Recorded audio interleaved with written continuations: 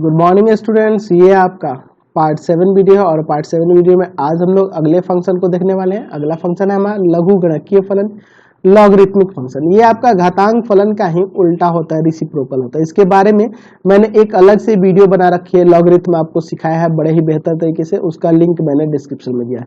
तो लॉगरिथम आपको जाके जरूर पढ़ लेंगे, तभी आपको ये चैप्टर समझ में आने वाला है और ये टॉपिक भी तभी आपको समझ में आने वाला है। लघु गणकीय फलन, लॉगरिथमिक फंक्शन, यह होता क्या है?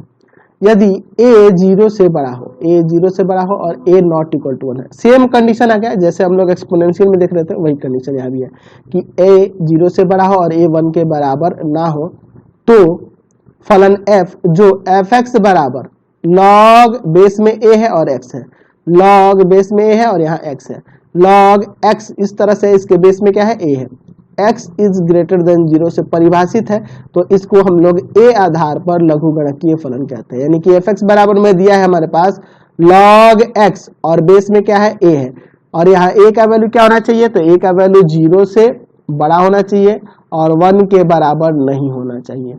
ठीक है, और यहाँ x का मान क्या होगा, हमेशा 0 से बड़ा होगा। ठीक है, x का मान हमेशा 0 से बड़ा होगा। तो इस प्रकार का फलन जो होगा आधार a वाला लघु गणकीय फलन कहलाता है, लॉगरिथमिक फंक्शन कहलाता है। यहाँ a का वैल्यू क्या होना चाहिए, 0 से हमेशा बड़ा होना चाहिए और 1 के बराबर कभी भी नहीं होना चाहिए। इसके लिए भी कंडीशन ये क्यों मैं दे रहा हूँ, इसके लिए मैंने बताया ना कि अभी आप जाके पढ़ लोगे, मैंने लॉगरिथम पे एक वीडियो बनाया है, उसको जाके समझोगे, क्योंकि अभी मैं शुरू करूंगा तो फिर बहुत टाइम लगने वाला है। ठीक है, उसको जाके आप वहां से देख लेंगे। चलिए अब इसके बारे में बात करें, इसका प्रांत की बात करें तो देख रहे हैं कि x का वैल्यू हमेशा 0 से ग्रेटर रखना है। यानी कि यहाँ पे हम लोग यहाँ पे अगर बात करें तो इसका प्रांत रियल पॉजिटिव होगा, रियल पॉजिटिव होगा, या 0 से इन्फिनिटी भी लिख सकते हैं। परिसर की बात करें तो इसका परिसर r हो जाएगा। परिसर कोई भी रियल वैल्यू हो सकता है, पॉजिटिव भी आ सकता है और निगेटिव भी आ सकता है। इसका परिसर जो होगा पॉजिटिव भी हो सकता है और निगेटिव भी हो सकता है। ठीक है, इसका संक्षेप में मैं आपको थोड़ा सा मीनिंग बता देता हूँ। लॉग बेस में अगर 2 दिया है और यहाँ 8 दिया है, तो इसका मतलब यह है कि 2 का कौन सा पावर 8 होगा, तो 2 का पावर 3 8 होता है, तो इसका वैल्यू 3 हो जाएगा। 2 का कौन सा पावर 8 होगा। उसी तरह से लॉग बेस में अगर 3 दिया है और यहाँ पे 9 दिया है, तो 3 का कौन सा पावर 9 होगा, तो 3 का पावर 2 9 होता है, इसलिए इसका वैल्यू 2 हो जाएगा। उसी तरह से अगर लॉग बेस में मैं यहाँ पे लिख दूं 2 और यहाँ लिख दूं 1/8, तो यहाँ कहूंगा कि 2 का कौन सा पावर 1/8 होगा, तो 2 का पावर -3 करेंगे तो 1/8 आ जाएगा। तो देख रहे हैं इसका वैल्यू माइनस में भी आ रहा है, इसलिए इसका परिसर r हो जाएगा। यानी कि इसका परिसर -इन्फिनिटी से +इन्फिनिटी होता है। ठीक है, चलिए अब इसके हम लोग कंडीशन को लेकर इसका ग्राफ देखते हैं। पहला हम लोग देखते हैं कि यदि a 1 से बड़ा है, यदि a 1 से बड़ा है, उसके लिए इसका ग्राफ क्या होगा, a इज ग्रेटर देन 1, इसके लिए हम लोग ग्राफ देखते हैं। चलिए, तो y बराबर में fx मान लेते हैं और fx हमारे पास क्या है, log बेस में ax। चलिए इसके बारे में देखते हैं।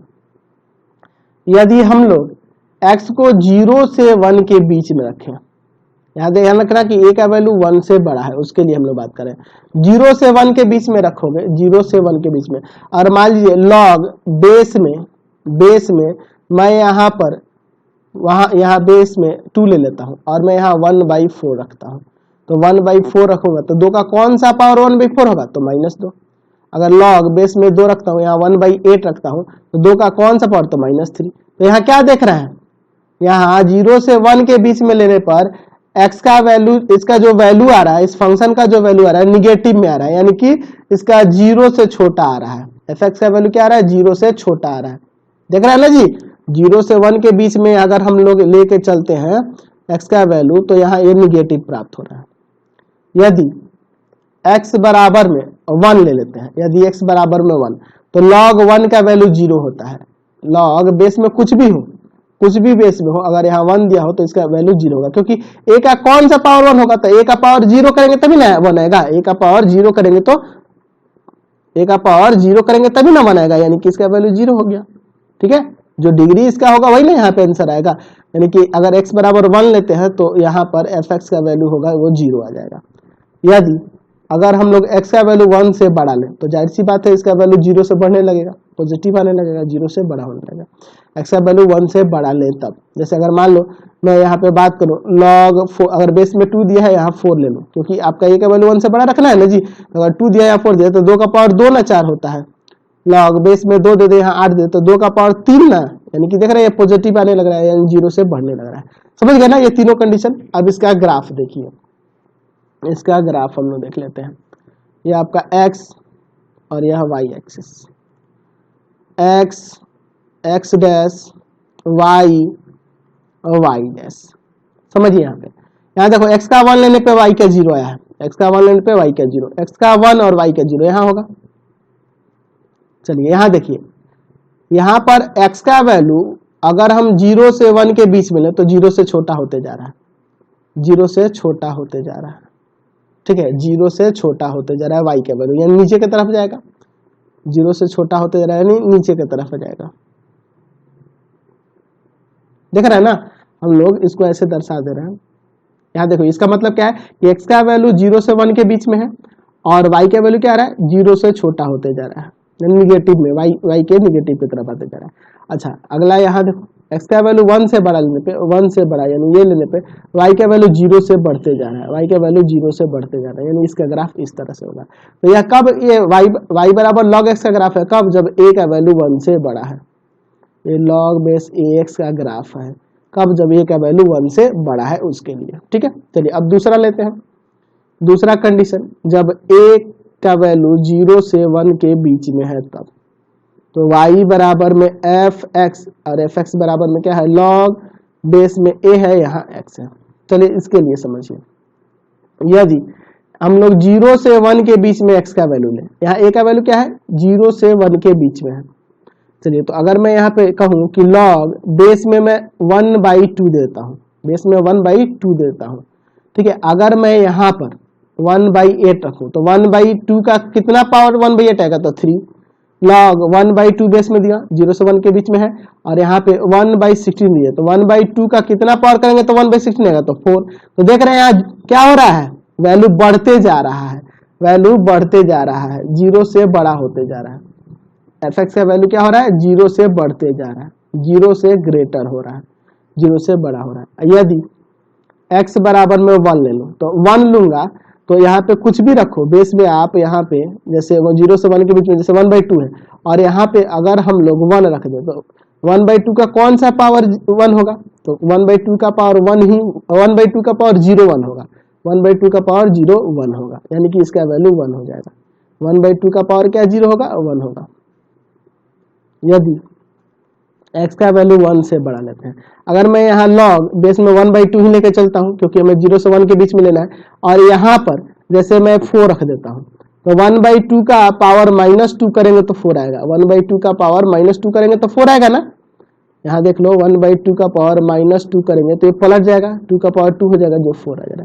और अगर यहाँ पे अगर मैं 8 ले लेता तो यहाँ -3 आ जाता, क्योंकि 1/2 का पावर -3, यानी यहाँ 0 से घटते जा रहा है, 1 से बड़ा लेने पर, 1 से बड़ा लेने पर यहाँ 0 से छोटा होते जा रहा है, 0 से छोटा होते जा रहा है।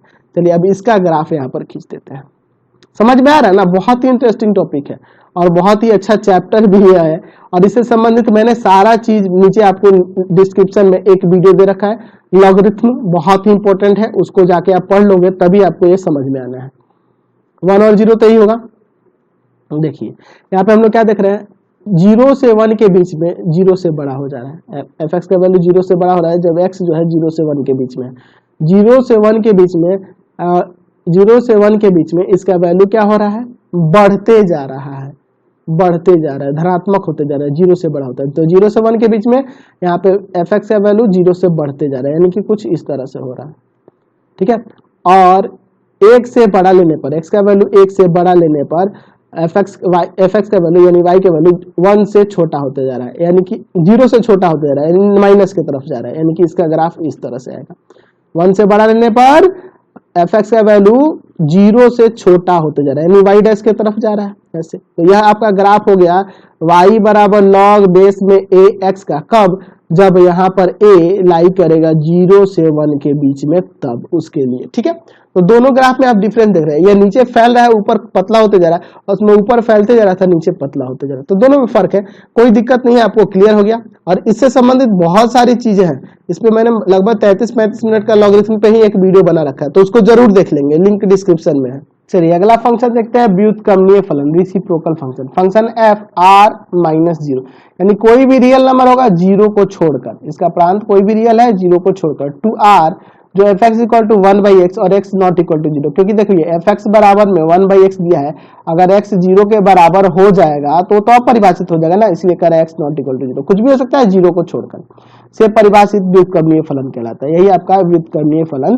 कहलाता है। तो अब इसके प्रांत की बात करें तो इसका प्रांत कोई भी रियल नंबर हो जाएगा, बस किसको छोड़कर, 0 को छोड़कर, क्योंकि यहाँ 0 लेंगे तो यह अपरिभाषित हो जाएगा, इसलिए हम लोग क्या करेंगे, 0 को छोड़कर।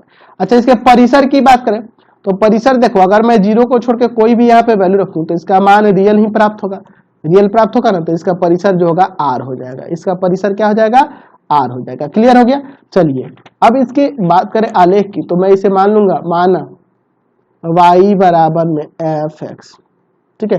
तो देखो परिसर तो 0 नहीं आएगा, सही बात है, रियल आएगा लेकिन 0 नहीं आएगा, ये भी तो कह सकते हैं ना। अगर हम लोग प्रांत की बात करें तो प्रांत तो रियल रख रहे हैं 0 को छोड़कर, तो जब 0 छोड़कर कुछ भी रख रहे हैं तो इसका परिसर में तो आर ही होगा, रियल होगा, लेकिन 0 नहीं आएगा, तो 0 भी इसमें दे दो कि रियल ही होगा बस 0 को छोड़कर। तो दोनों का प्रांत परिसर देख लिए। चलिए अब यहाँ पे y बराबर f(x) मान लेते हैं, तो y बराबर हो जाएगा 1/x। समझिए इसका ग्राफ, यहाँ पे देखो, इसके लिए मैं एक चार्ट बना लूं क्या, चलिए चार्ट वाले तरीके से ही आपको बताता हूं। चलिए यहाँ पे मैं कुछ वैल्यू निकालता हूं आपको समझाने के लिए। चलिए x y, अगर मैं यहाँ पर x के जगह पर यहाँ पर वो रखता हूं, मान लो 1, तो 1/1 आ जाएगा। 2 रखता हूं, 2 रखूंगा तो 1/2 आ जाएगा। 3 रखूंगा तो 1/3 आ जाएगा। अच्छा 1/3 आ जाएगा, आएगा ना जी। अच्छा अगर मैं यहाँ पर रख दूं 1/2, तो 1/2 रखने से आपका 2 आ जाएगा, 1/2 रखोगे x की जगह तो पलट जाएगा 2 हो जाएगा। अगर 1/3 रखते हो तो 3 आ जाएगा, यही ना देख रहे हो। चलिए मैं इसका आलेख देखता हूँ, इसका आलेख यहाँ पे मैं बना देता हूँ, फिर आप देखिएगा। x डैश, y और y डैश, चलिए देखते हैं। 1 2 3 4, इधर भी -1 -2 -3 -4, 1 2 3 4, -1 -2 -3 -4। देखिए 1 रखने पे 1 आ गया। अच्छा 2 रखने पर 1/2, 3 रखने पर 1/3, अच्छा 4 रखेंगे तो 1/4 और कम होते जाएगा। अच्छा अगर मैं 1/2 रखूं, एक से अगर 1/2 रखूं तो 2 आ जा रहा है, 1/2 रखने पे 2 आ जा रहा है, ठीक है। और 1/3 रखने पे 3 आ जा रहा है। तो हम लोग इसका ग्राफ किस तरह देख रहे हैं, इस तरह से देख रहे हैं, इस तरह से देख रहे हैं, सॉरी। अच्छा उसी तरह अगर निगेटिव वाला भी लेंगे तो देखो -1 रखेंगे तो -1 रखेंगे तो -1 आएगा, एक से जगह अगर -1 रखेंगे तो -1, -2 रखेंगे तो माइनस का 1/2, -2 रखेंगे तो -2 रखने पर माइनस का 1/2, -3 रखने पर माइनस का 1/3 आएगा, -3 रखने पर माइनस का 1/3। अच्छा माइनस का अगर मान लीजिए मैं यहाँ पर 1/2 रखता हूँ, तो 1/2 रखेंगे तो माइनस का 2 हो जाएगा, माइनस का 1/2 रखने पर 2 हो जाएगा, माइनस का 1/3 रखने पर माइनस का 3 आ जाएगा। तो इसका इस तरह से हो जाएगा,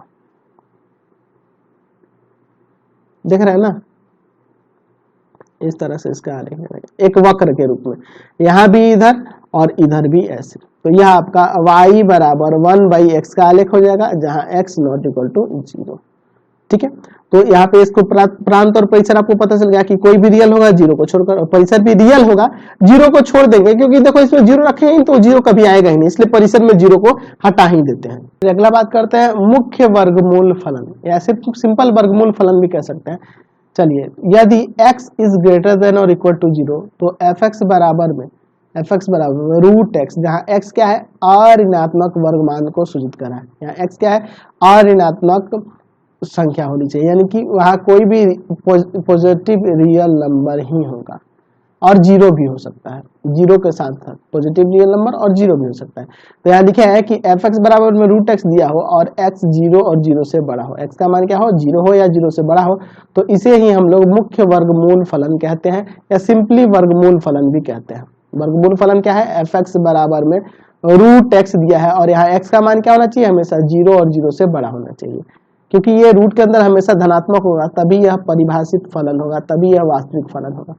ठीक है, तो यहाँ x का मान जीरो और जीरो से बड़ा होना चाहिए, यानी कि इसका मान प्रांत की बात करें तो इसका मान प्रांत जो होगा जीरो से इंफिनिटी तक हो जाएगा। और परिसर की बात करें तो जब जीरो और जीरो से बड़ा रख रहे हैं तो यहाँ पे इसका परिसर भी वही आएगा, पॉजिटिव ही आएगा। ठीक है, समझ गए ना। तो यहाँ इसका प्रांत भी रियल पॉजिटिव इंटीजर होंगे लेकिन जीरो को इंक्लूड करके, और यहाँ भी परिसर भी रियल पॉजिटिव इंटीजर ही होंगे जीरो को इंक्लूड करके। चलिए अब इसके ग्राफ की बात करेंगे, तो इसे मान लेंगे मान y बराबर में एफ एक्स, यानी कि y बराबर रूट एक्स का ग्राफ की बात करेंगे, y बराबर रूट एक्स की बात करते हैं। तो इसका ग्राफ बड़ा ही सिंपल है, हमें तो ऋणात्मक मानों से तो कोई मतलब है नहीं, हमें सिर्फ धनात्मक मानों से मतलब है। चलिए x x dash y dash, मैं यहाँ पे एक लेता हूँ 1 2 3 4 5 6 7 8 9, यही सब ना होगा, 1 2 3 4 यही सब। अगर मैं x की जगह 1 रखता हूं तो 1 का रूट 1 हो जाएगा, 0 रखूंगा तो 0 आ जाएगा, 2 रखूंगा तो 1.41 आएगा जो कि आपका इधर होगा कहीं। उसी तरह से अगर मैं 4 रखता हूं डायरेक्ट मान लो 4, तो 4 का रूट 2 हो जाएगा। अच्छा 5 रखूंगा तो 2.23 यानी कि इधर कहीं आएगा, 6 रखूंगा उसी तरह निकलेगा, 9 रखूंगा तो आपका 3 आ जाएगा। तो इसका ग्राफ किस तरह से देख रहा है, इस तरह से देख रहा है, ये एक वक्र के रूप में जा रहा है, इस तरह से जा रहा है। तो यह आपका y बराबर रूट एक्स का ग्राफ हो जाएगा, समझ गए। और इसका प्रांत परिसर तो आपको समझ में ही आ गया। चलिए अब हम लोग बात करते हैं फलन का मान, वैल्यू ऑफ फंक्शन। किसी वास्तविक फलन के ही यहाँ बात हो रही है, ध्यान रखना।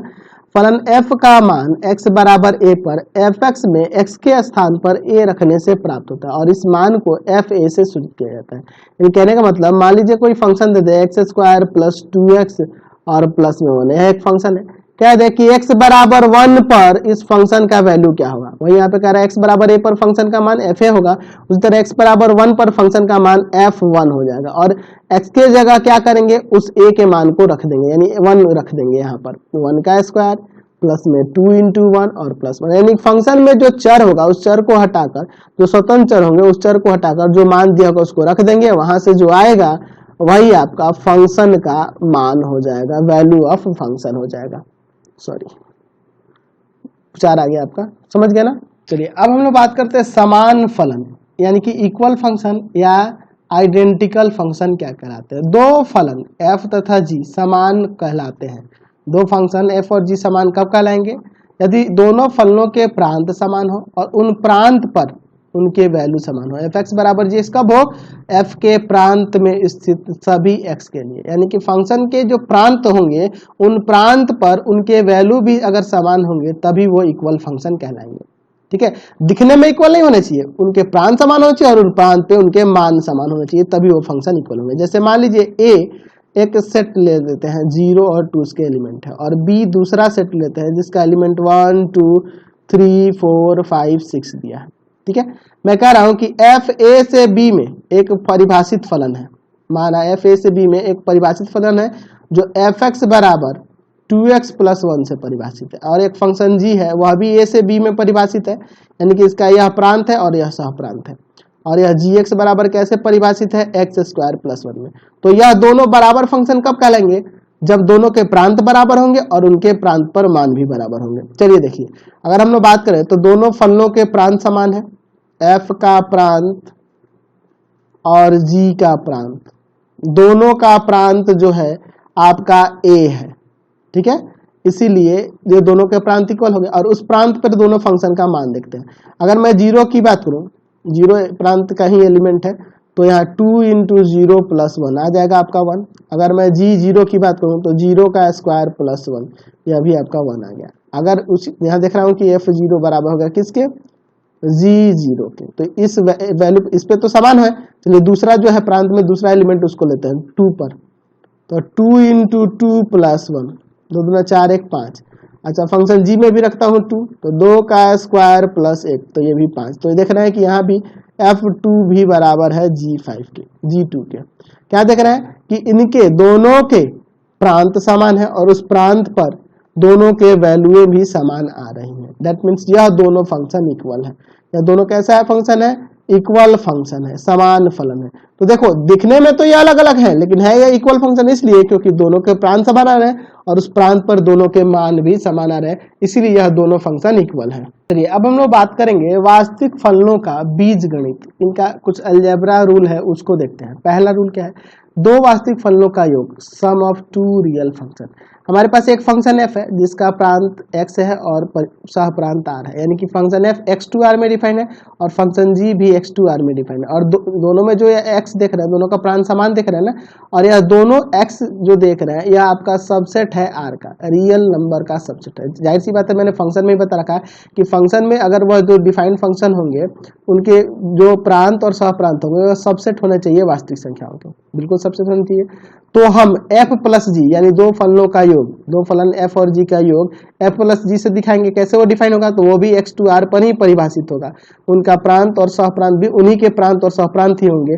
और वो कैसे दिखाएंगे, f प्लस जी एक्स, यहाँ क्या हो जाएगा f x के साथ एक बार आ जाएगा और एक बार x के साथ g के साथ, यानी कि ये हो जाएगा f x प्लस जी एक्स, यानी कि दो फलनों का योग दोनों फंक्शन को जोड़ देने से प्राप्त हो जाएगा।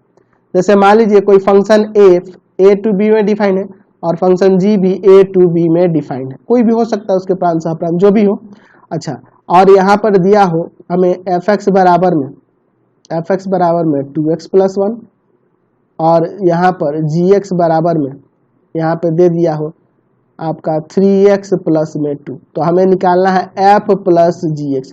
तो सिंपली आपको करना क्या होगा, यहाँ पे fx प्लस gx कर देना होगा, देख रहे हैं ना, यानी कि आपको हो जाएगा 2x प्लस 1 और प्लस में 3x प्लस 2, 5x प्लस में 3, 5x प्लस 3 आ जाएगा ना जी, 5x प्लस 3, समझ गए ना। सिंपल दोनों फंक्शनों को जोड़ देंगे तो, लेकिन ध्यान देना होगा कि दोनों के प्रांत समान होने चाहिए, ठीक है, दोनों के प्रांत समान होने चाहिए, तब इस तरह से ऐसे जोड़ देंगे।